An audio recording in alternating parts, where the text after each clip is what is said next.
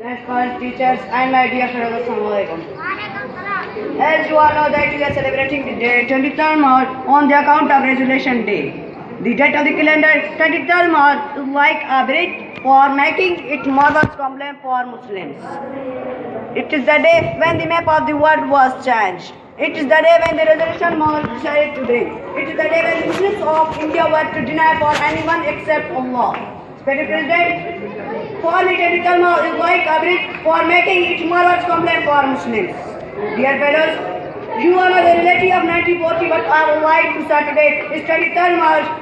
It's the day of contention, it's the day of intention, it's the day of realization, it's the day of commitment. Commitment of our forefathers, commitment of our great leader, commitment to the blood of our mother, commitment to the blood of our father, commitment to the blood of our brother, commitment to the blood of our sister, commitment to the blood of our children.